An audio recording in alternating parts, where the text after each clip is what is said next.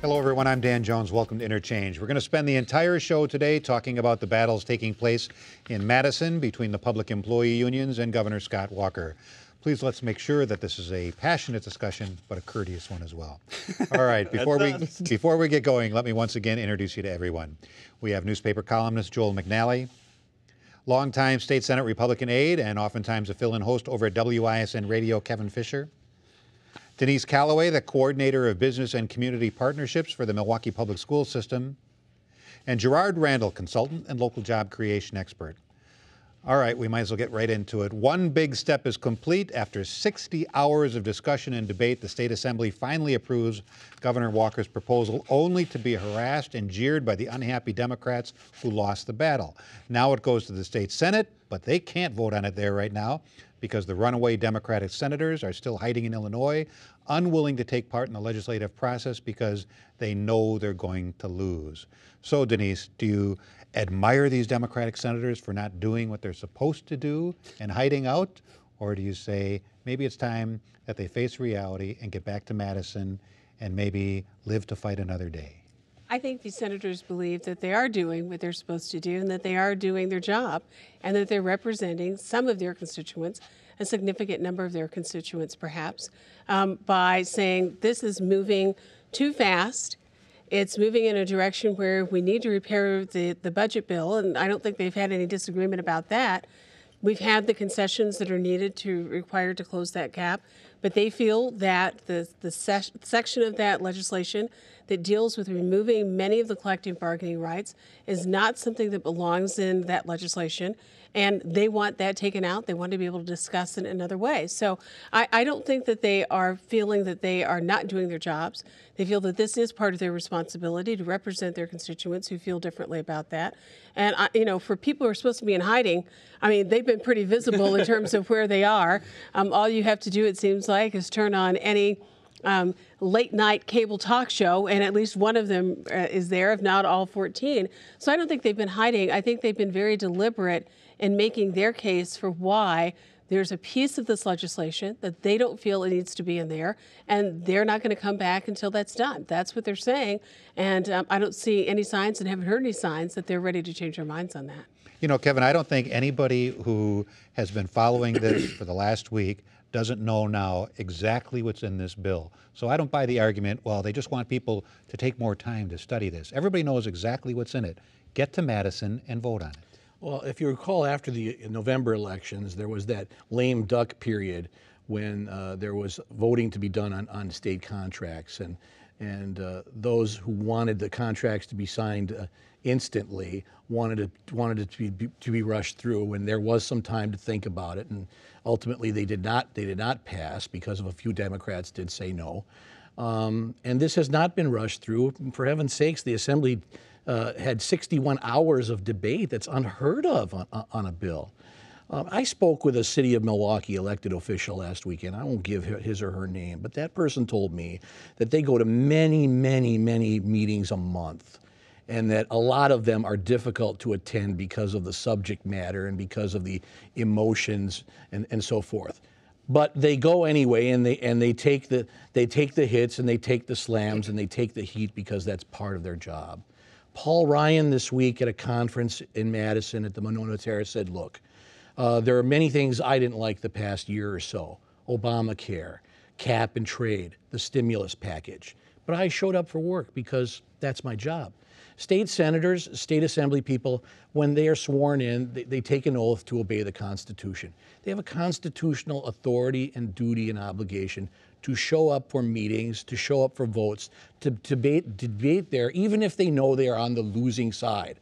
I've worked in the minority for the state Senate the last 4 years. There have been obnoxious bills that I didn't like personally, I didn't like my boss to vote on, but we showed up. And I think that's what you have to do. And I think that's why 67% of the people surveyed by Rasmussen this week do not support the Senate Democrats, because this is a dereliction of duty. Okay, so they're taking up a piece of legislation that you vehemently oppose, but you stand up for the parts of the bill that you like or dislike. You make your arguments in public, in the Senate chambers, on the floor of the state Senate, and let the chips fall where they may. They're not doing that. And I think the longer they stay out, the worse they look. It's a PR nightmare for them, and they can't hide out for 2 years. I believe they'll be back, but I think it'll take that first round of layoffs that the governor doesn't want to impose to get them back, to get them to vote on that bill. Don't you think they're making a mockery of the system, a mockery of democracy? What you just asked Kevin that he didn't really answer, if the state Democrats hadn't done what they've done, we would not know some of the things that are in that bill that we found out this week. How many people, when they were trying to rush through that vote, knew that the bill included selling 37 power plants in the state of Wisconsin that are publicly owned to some private operator who could make profits off of them, and that sell them to some private profit-making organization without bids? Even if you believe in privatization, which would actually be a terrible deal for the taxpayers of Wisconsin, if you're a conservative who wants to save money, why would you slip it into the bill that you can sell them to in a sweetheart deal without bids? Don't Republicans want to get the best price for something if they're going to sell off state assets? The only reason for that, of course, is, and we'll talk about the phone call with the alleged David Koch impersonator, later, I know. David Koch was sitting out there running a private company that buys up power plants around the country, and he contributed more money to Scott Walker's election than anybody. But we didn't know that was in the bill. I'm not sure how many people still know that the bill includes borrowing $168 million. I keep hearing Republicans at the national level talk about deficits and how we can't put these deficits on the back of our children and our grandchildren. Borrowing $168 million now to avoid raising taxes for us and putting it on the backs of our children and grandchildren, that's not a conservative proposal in most things. It's things, all kinds of things in that bill. And once the Democrats and the unions agreed to the financial demands of the governor, there was no reason to crush the unions, to wipe out a half a century of law, to give collective bargaining rights to workers in Wisconsin. All those things, many of those things came out because they didn't have the vote. You know what? Somebody said, I honestly don't know if it was a Republican or a Democrat who said it, that politics is the art of compromise. Those people in Madison, you know why Tommy Thompson was a great governor? Gerard's going to be shocked to hear we don't have enough time on this program. Let me tell you. If he wanted something, he got everybody in a room, and he didn't let them out till he got what he wanted, and everybody else in the room came to some kind of an agreement because they got something out of it too. That is representative democracy. Well, is what that is. Compromise if people are down at a dive hotel in Rockford. If you get more votes than the other side, that doesn't give you the right to wipe out a half a century of laws. If you want concessions out of public employees, that doesn't give you the right to wipe out collective bargaining, which has been recognized for decades. See, but now I would argue that if you have the votes under our system of law, it does give you the right. No, that's oligarchy. It does that's give you the not right democracy. to change the law. That's all. Yeah, you can change the law, but you don't have to crush the other side. You don't have to make them illegal. And Dan, under our process, the minority does have some ploys and tactics that they can resort to, but they have to be there. They have to actually be there to compromise, to be there to debate. In the end, the majority does have the power. Scott Walker said, I'm going to tell them to come and I'll talk to them, and that'll be a trick so that then we can vote and pass everything and crush them. That is not compromise. That is not discussion. In the last few legislative cycles, both at the federal level and at the state level, what we've seen is this kind of yin-yang approach to governing. You have those that have the majority of votes. Jim Doyle, when he had the majority of votes, certainly he ran things through that those who were in the minority found most distasteful, and they sucked it up and accepted it anyhow. And now you've got, on the opposite, those in the minority who say there are things that they don't like. And they are certain that there will be other things that they won't like either. What ploys will they use to avoid having a vote on those things that they don't want to see pass through? If that is the way that compromise is gotten to, then I think we're going to see a whole lot of angst in these next few months when some of the more controversial pieces of legislation, this piece notwithstanding, come up for votes at both the federal and state level. With this particular piece comes out. Well, and this is the thing that I worry about. I see this as just a small indication of what the fights are going to be like around this state, and ultimately this bill will pass. Ultimately, local units of government are going to have the responsibility of deciding whether or not they're going to go back to their employees and extract concessions to help balance their budgets. They're either going to have to raise taxes or they're going to have to find some way to get some cuts in their spending. The largest area of cuts that they can extract are going to be around employee benefit costs.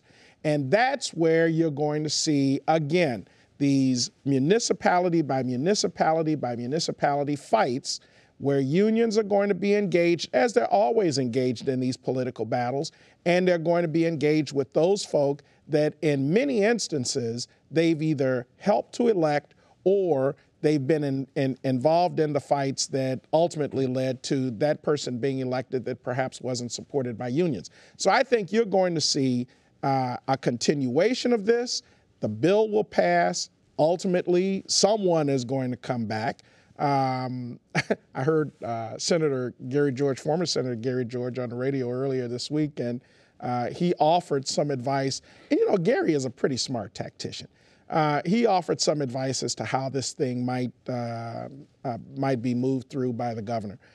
Some of these things, I'm certain that he had mentioned, have been thought about, and they've been dismissed. But at the end of the day, there's going to be at least somebody that's going to come back. They're going to allow this stalemate to end. They're going to take this vote and they're going to move the battlefronts down to the local units of government where these tools, as the governor calls them, are going to have to be used if they're going to balance these budgets out. But you know how you get those concessions? You negotiate. You engage in collective bargaining. That's how you want. Hasn't Walker made it clear, though, Yes. that 8 years in charge of Milwaukee County, that negotiating didn't work with It certainly did work. It certainly did work. He froze salaries. He got furlough days. He got all kinds of things. Bargaining, and we talked about this a lot last week. No, you did. Bargaining for unions is extremely bad these days.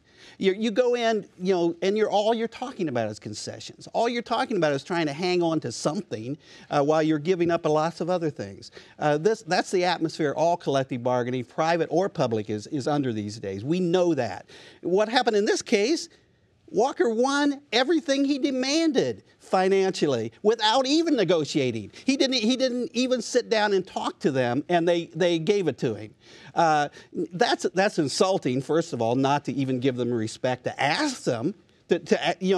People think that you should pay more for your pension, you should pay more for your health care. Will you? Well, they will, and they've agreed to. But just to make it against the law to even negotiate, that's not the American way at all. Well, the other thing is, I think we've talked a lot amongst ourselves here about the 14 Democratic senators and what their actions are like. Let's not forget, we've had up to 60,000 people in the Capitol over the past few weeks, and I'm hearing we could have 100,000 this weekend.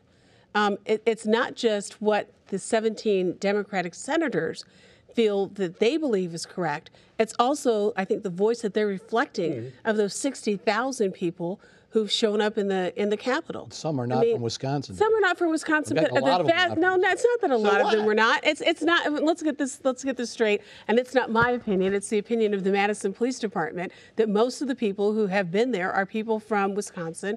Most of them from Dane County. And what's wrong with other union members coming to support the loss? I think that's valid, and I don't think in Wisconsin we want to say you don't have a right to protest if you don't live here. That's really not the Wisconsin way of approaching things and approaching good discussion. So, there are, as we're taking a look at the number of people collectively, there have been hundreds of thousands of people who've been at the Capitol over the past couple of weeks. some, and I know it's been inconvenient, camping out at the Capitol. Those are people. That's the least of it. Those are people. But you know, sometimes democracy is inconvenient, and sometimes democracy is a little messy as you go through this process. Harassment is a little bit more serious than being inconvenienced. And some people feel like they've been. Serious. And some people feel like they've been harassed. That would be interesting, because when you talk to the Capitol Police, when you talk to the Madison Police, the one thing they have said, in fact, the Madison Police on their website had a message thanking the protesters on both sides for not becoming violent, for being respectful of other people. But the bottom line of it is those are people who want their voice to be heard. And they're there because they feel like their voice isn't being heard. So you know what? Some of those people are from districts represented by Republicans right now who refuse to compromise, who refuse to negotiate on their behalf. They're not being represented by their own elected representatives. That's why there's going to be some recall elections started. But you know, the art of compromise, as I said before, is what politics is compromise. This idea that because I won, I get to do anything I want, and I can outlaw you from even existing, doesn't make sense. When it even suggest some of these people have caused trouble when your own governor was caught on a telephone call saying someone he considered, putting some troublemakers out there to try to make the demonstrators look bad. When people I work with have to be escorted to the bathroom by the Capitol Police, that's pretty bad. It was wrong, but that's because pretty he bad. thought it wouldn't work. And Denise, I will respectfully see your 60,000 people and raise you 5.5 million taxpayers that the governor is standing up for. Right. Now, this is for the taxpayers who are not there every day yelling and screaming and banging drums. They're out there working hard to pay the bills, to pay for those lavish benefits for those union workers. And some of those people who are there are also taxpayers in Wisconsin, so it's not as if they're segregated from the rest of that group. Let me ask you this. Are these 60,000, 100,000 people who are there because they feel they aren't being represented, or are these 60, 100,000 people who have been represented by unions who for decades have been able to scream and yell and get what they want? They see that the gravy train is going to be over very soon. They have had it a certain way for so long. I don't see Let me answer the question. You'll get your 5 minutes, filibuster. They see that this really good deal, this sweet deal of not having to pay as much towards their health insurance and not having to pay as much towards their pensions as people in the private sector, they see that slowly coming to an end.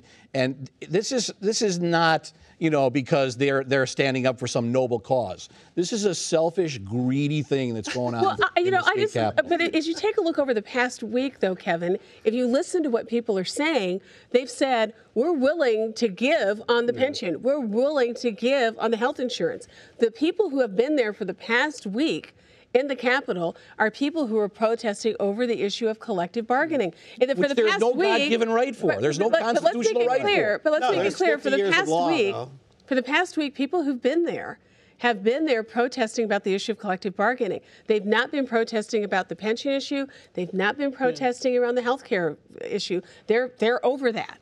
I understand that, but the 4 to 5 million people who are not there saying, look, as a majority, we spoke in November. We knew what Scott Walker was going to do, and we support what he is doing. He did not say what he was doing. Isn't he didn't say he was going to destroy collective bargaining. Isn't it fair to say as well, though, that the people who voted last night for this package, as well as Governor Walker, knows that if they take collective bargaining out of it, that is not going to solve our financial problem? They've agreed to the financial side. No, if they take collective bargaining out of it, it will probably leave this government in worse shape than it currently is in.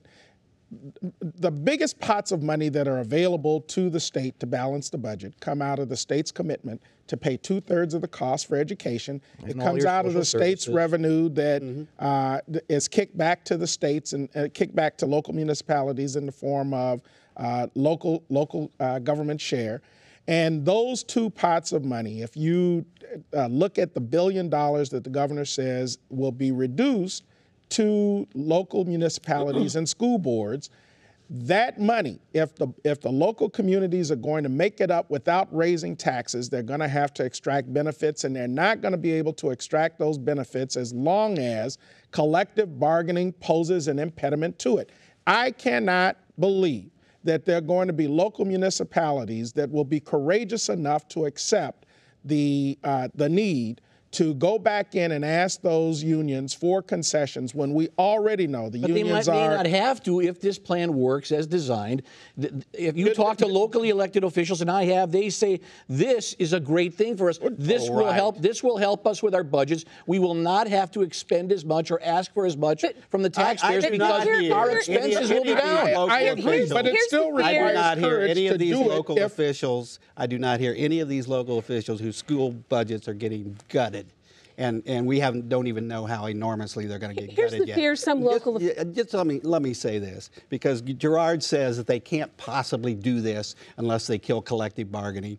Jim Doyle had twice the budget deficit that Scott Walker is facing, and he did it without gutting collective bargaining. He did it. About a third of it was done illegally. Yeah, that's right. As a matter of fact, it was done illegally. It was not. Yes, it was.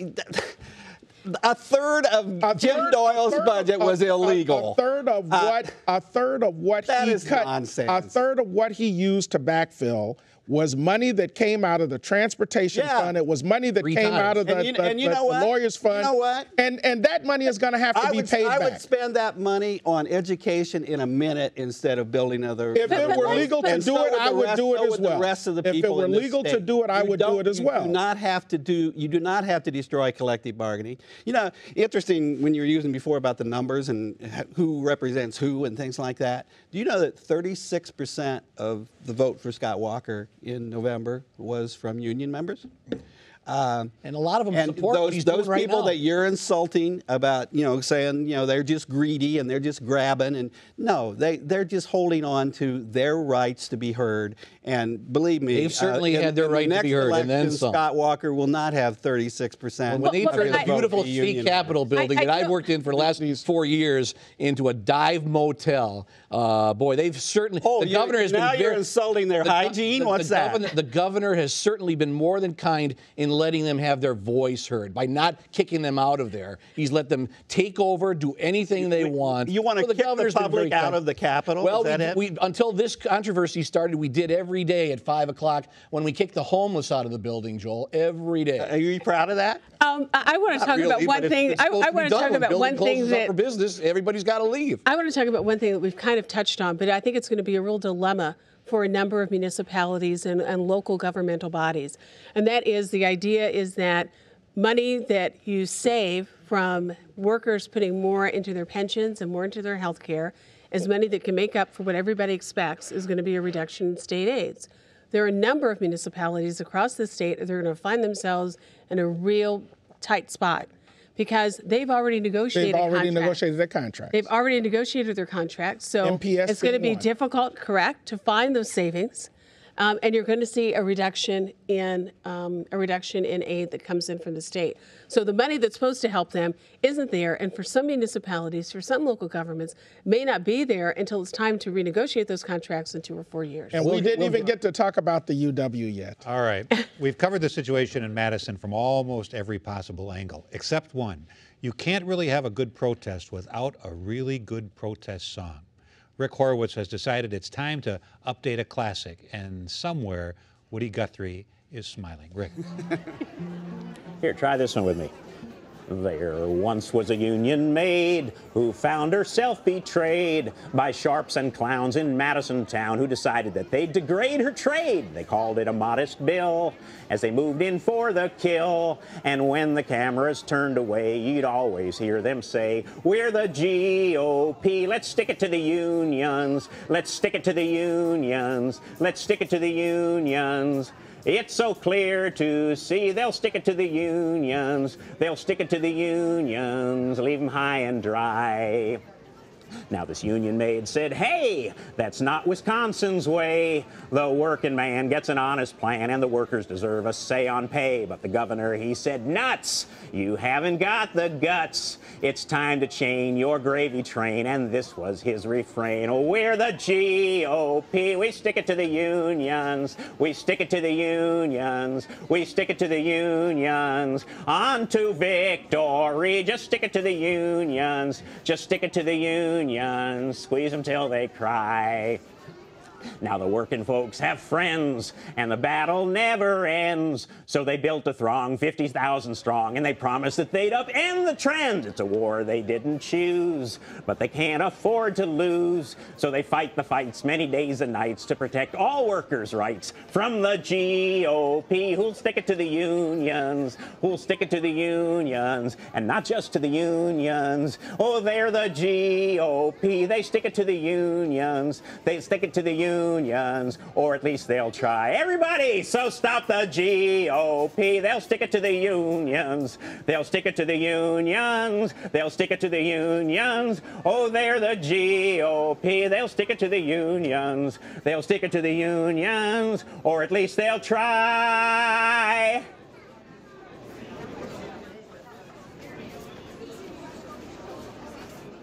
Well, thank you, Rick, and thank you so much for watching. Stay warm. Enjoy the rest of your weekend.